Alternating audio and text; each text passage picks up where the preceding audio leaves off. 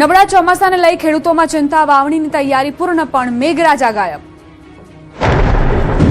હાલ ચોમાસું નબળું જોવા મળી રહ્યું છે, જેના કારણે ખેડૂતો ચિંતામાં મુકાઈ ગયા છે. દક્ષિણ ગુજરાત તરફ પણ વરસાદ ખેંચાયો છે, જેથી જગતના તાતની હાલત કફોડી થઈ છે. સામાન્ય રીતે દક્ષિણ ગુજરાતમાં 15 જૂન આસપાસ ચોમાસાનું આગમન થઈ જાય છે, પરંતુ આ વર્ષે વરસાદમાં વિલંબ થતા ખેડૂતો મુશ્કેલીમાં મુકાયા છે. અનેક ખેડૂતોએ વાવણીની પૂર્વ તૈયારી પૂર્ણ કરી દીધી છે. ડાંગર માટે ધરું નાખી ખેતરો તૈયાર કર્યા છે, પરંતુ પૂરતો વરસાદ ન મળતા ધરું પીળું પડી રહ્યું છે. જો આગામી થોડા દિવસોમાં સારો વરસાદ નહીં પડે તો ધરું નષ્ટ થવાની શક્યતા છે.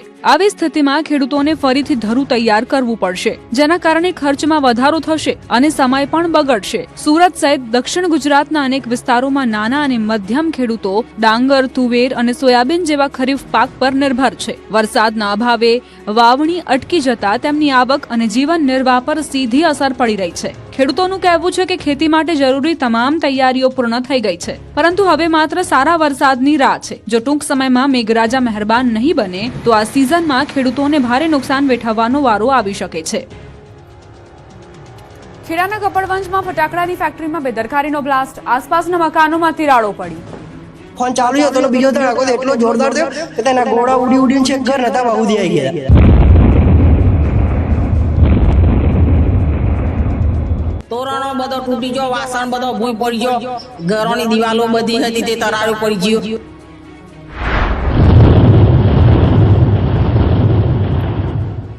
ખેડાના કપડવંજમાં થયેલા પ્રચંડ વિસ્ફોટની ઘટનાના આ સાક્ષી છે. વિસ્ફોટ એટલો જોરદાર હતો કે આસપાસના લોકો ડરી ગયા છે. કેટલાય લોકોના ઘરની દિવાલોમાં તિરાડ પડી ગઈ હોવાનો પણ દાવો છે. દાવો છે કે વિસ્ફોટ એટલો ભયાનક હતો કે તેની અસર લગભગ 10 કિલોમીટર સુધી અનુભવાઈ હોવાનું સ્થાનિકો જણાવી રહ્યા છે. વિસ્ફોટની તીવ્રતા એટલી હતી કે ફેક્ટરીનો કાટમાળ લગભગ 200 મીટર સુધી ફેલાઈ ગયો હતો, જ્યારે ફેક્ટરીમાંથી ઉડી આવેલા કેટલાક પદાર્થો 300 મીટર દૂર આવેલા ઘરો સુધી પહોંચ્યા હતા. ફેક્ટરીથી લગભગ 400 મીટરના વિસ્તારમાં રહેતા લોકોમાં ભારે ભયનો માહોલ સર્જાયો હતો. વિસ્ફોટથી પશુઓ ગભરાઈ ગયા હતા અને બાળકોમાં પણ ભારે દહેશત ફેલાઈ હતી. બ્લાસ્ટ બાદ દૂર દૂર સુધી ધુમાડાના ગોટે ગોટા જોવા મળ્યા હતા. સ્થાનિકોના જણાવ્યા મુજબ આ ફેક્ટરી છેલ્લા 2-3 વર્ષથી ચાલી રહી હતી અને તે ગેરકાયદે ધમધમતી હોવાનો પણ દાવો કરવામાં આવી રહ્યો છે. માહિતી મુજબ સાદિક નામના વ્યક્તિની જમીનમાં મિતુલ પટેલ નામનો યુવક આ ફેક્ટરી ચલાવતો હતો.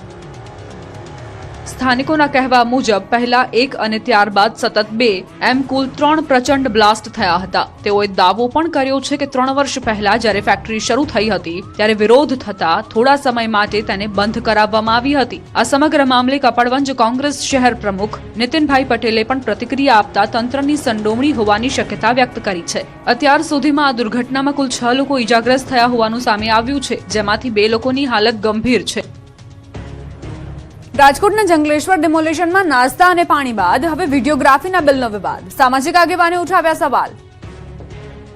રાજકોટના જંગલેશ્વર ડિમોલેશનમાં આરએમસીના વિવાદ અટકવાનું નામ જ નથી લઈ રહ્યા. પહેલા કાજુ કતરી, ત્યારબાદ પાણી અને હવે વિડીયોગ્રાફીના બિલનો વિવાદ સામે આવ્યો છે.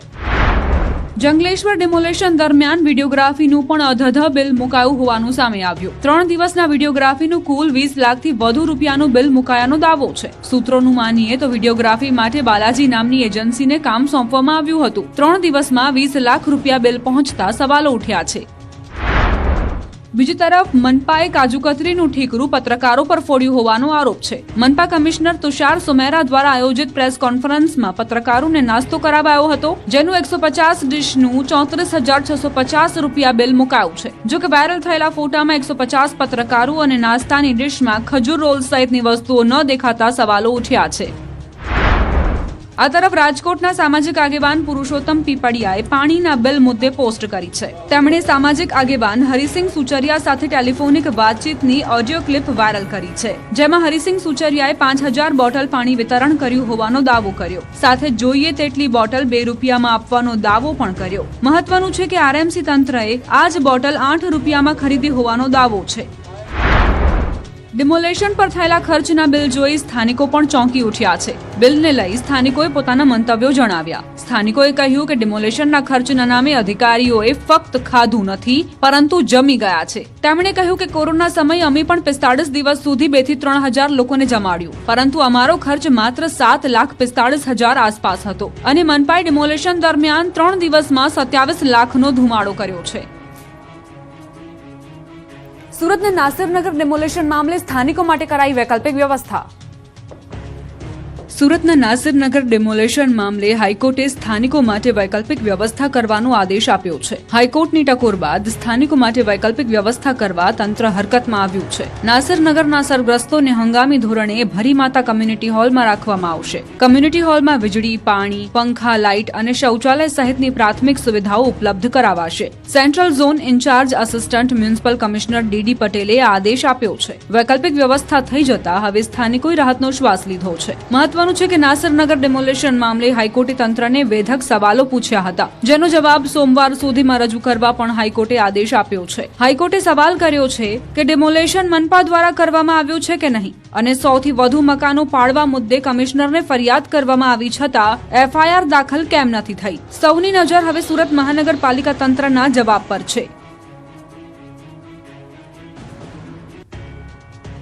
રાજ્યમાં ફરી રફતારના રાક્ષસો બેફામ, અકસ્માત સીસીટીવીમાં કેદ. રાજ્યમાં ફરી એકવાર રફતારના રાક્ષસો બેફામ બન્યા છે. રાજ્યના અલગ અલગ શહેરોમાંથી રફતારનો આતંક સામે આવ્યો. ક્યાંક ડમ્પર તો ક્યાંક કાર કાળ બનીને રસ્તા પર ઉતરી.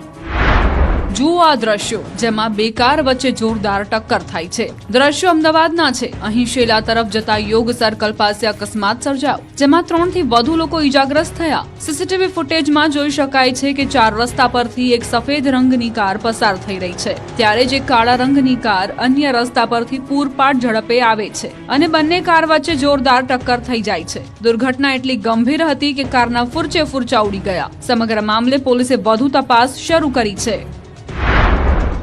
આ તરફ દ્વારકા પોરબંદર હાઈવે પર અકસ્માતના લાઈવ દ્રશ્યો સીસીટીવીમાં કેદ થયા છે, જેમાં હાઈવે પર પૂર ઝડપે દોડી રહેલી કારે અચાનક રોડ પર આવેલી ગાયને મારી હતી ટક્કર. ટક્કર એટલી ભયાનક હતી કે ગાય ફંગોળાઈ ગઈ હતી. અકસ્માત બાદ કાર ચાલકે વાહન રોકીને મદદ કરવાની જગ્યાએ કાર ભગાડવાનો પ્રયાસ કર્યો, પરંતુ થોડા આગળ જતા જ હાઈવે પર આવેલા મિયાણી ચેકપોસ્ટ નજીક કાર બેરિકેડ સાથે અથડાઈ હતી, જેમાં કાર ચાલકને પણ ઈજા પહોંચી હતી. ઘટનાને લઈને સ્થાનિકોમાં ભારે રોષ જોવા મળી રહ્યો છે.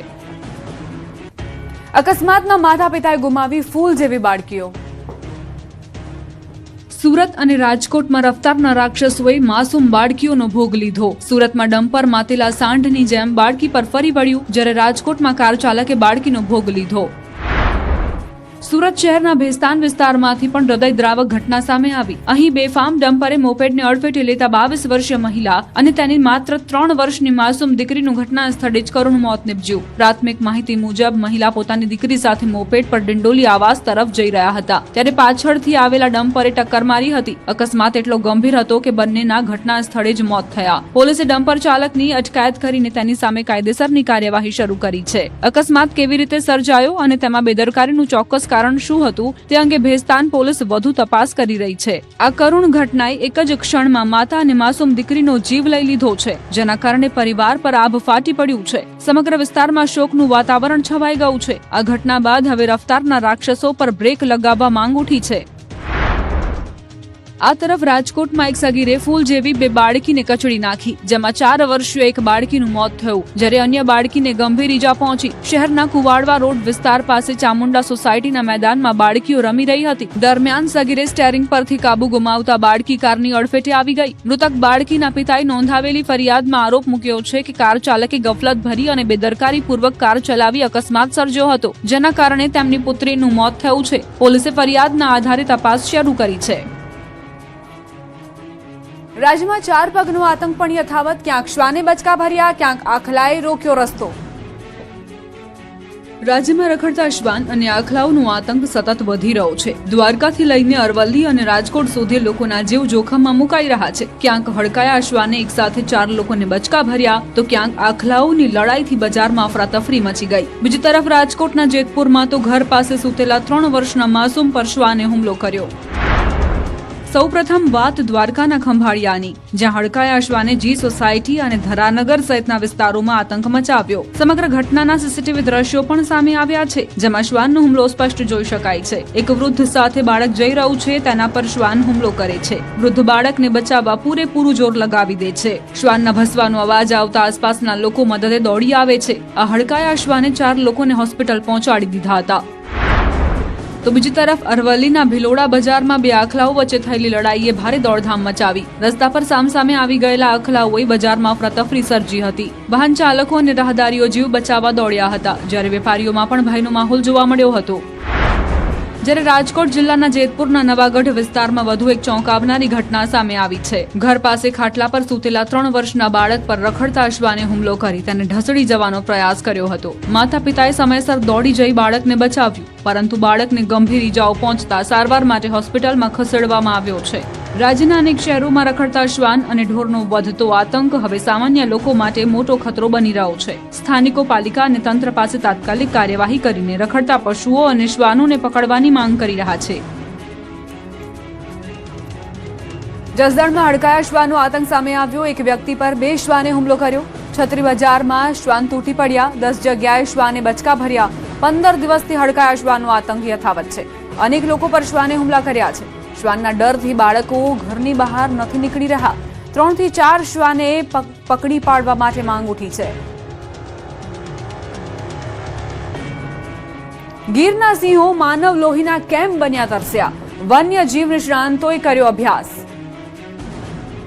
અમરેલીના ખાંભા અને રાજુલા તથા ભાવનગરના મહુવા વિસ્તારમાં અલગ અલગ 3 કિસ્સામાં માનવ પર સિંહે જે રીતે છુપાઈને હુમલો કર્યો છે અને શિકાર કરવાનો પ્રયાસ કર્યો તે ઘટનાએ રાજ્ય સરકાર અને વન વિભાગને ચિંતામાં મૂકી દીધા છે. 3 ઘટનામાં માનવ પર જે રીતે છુપાઈને હુમલો કરાયો છે તે જોઈને વન વિભાગ એ દિશામાં તપાસ કરી રહ્યું છે કે સિંહના વર્તનમાં કોઈ અસામાન્ય ફેરફાર થયો છે કે કેમ.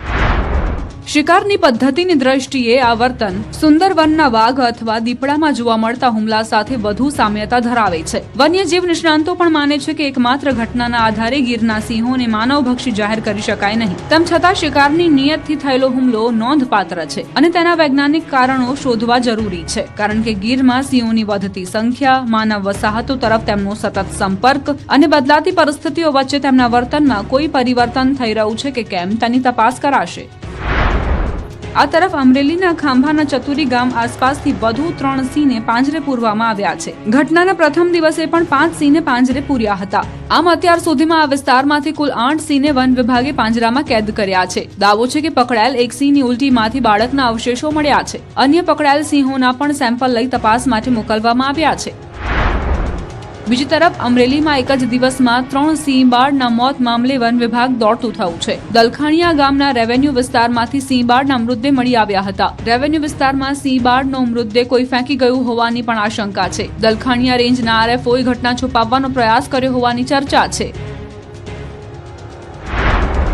અમરેલીના રાજુલાના કુવાયા ગામે યુવાનને ફાડી ખાનારા 4 સિંહોને આજીવન કેદની સજા ફટકારાઈ. માનવ લોહી ચાખી જનારા આદમખોરોને આજીવન સક્કરબાગ ઝૂમાં રાખવામાં આવશે. 4 સિંહોએ માનવ માંસ આરોગ્ય હોવાનો રિપોર્ટમાં ખુલાસો થયો છે. માનવ માંસ ખાવા બદલ સિંહોને સજા ફટકારવામાં આવી છે. જૂનાગઢમાં સિંહ બાળની હત્યાના કેસમાં તપાસ તેજ બની. મુખ્ય આરોપી 52 ચાવડાને કોર્ટમાં રજૂ કર્યા બાદ 2 દિવસના રિમાન્ડ મંજૂર કરાયા. વન વિભાગે આરોપીને સાથે રાખી ઘટનાનું રિકન્સ્ટ્રક્શન કરાવ્યું. પૂછપરછ દરમિયાન આપેલી કબૂલાત અને ઘટના સ્થળેથી મળેલા પુરાવા એકબીજા સાથે સુસંગત હોવાનું સામે આવ્યું છે. ભારત ટેક્સીનો ગુજરાતમાં શુભારંભ. કેન્દ્રીય ગૃહ અને સહકાર મંત્રી અમિત શાહે ભારત ટેક્સીનો પ્રારંભ કરાવ્યો. ભારત ટેક્સી અંગે ગુજરાત સરકારના મંત્રી જીતુ વાઘાણીએ કહ્યું, ગુજરાતમાં 1 લાખ સારથી ભારત ટેક્સી સાથે જોડાયા છે. ગુજરાતમાં ભારત ટેક્સીના 7 લાખ જેટલા ગ્રાહકો છે. ખાનગી કંપનીઓ ભારત ટેક્સી ચેઇનને તોડવાનો પ્રયાસ કરી રહી છે, પરંતુ ભારત ટેક્સી આની સામે તૂટશે નહીં. વડોદરામાં વાયબ્રન્ટ ગુજરાત રિજનલ કોન્ફરન્સ યોજાશે. 29 અને 30 રોજ રિજનલ કોન્ફરન્સ યોજાશે. GSFC ખાતે કોન્ફરન્સની તડામાર તૈયારી ચાલી રહી છે. VVIPની સુરક્ષા માટે વડોદરા શહેર પોલીસ સજ્જ છે. કાર્યક્રમ સ્થળની આસપાસ 7 એકર વિસ્તારમાં સુરક્ષાને લઈને ઝીણવટભર્યું ચેકિંગ કરાયું હતું. કોન્ફરન્સમાં દેશ વિદેશના ઉદ્યોગપતિઓ લેશે ભાગ. કેન્દ્ર સરકારે 16 જેટલી દવાઓ પર પ્રતિબંધ મૂકી દીધો છે. એન્ટીબાયોટિક, ડાયાબિટીસ અને સ્કિન કેરની દવાઓ પર સરકારે રોક લગાવી છે. દવા માનવ સ્વાસ્થ્ય માટે હાનિકારક હોવાથી તેનું ઉત્પાદન, વેચાણ અને વિતરણ થંભાવી દેવા સરકારે આદેશ આપ્યો છે.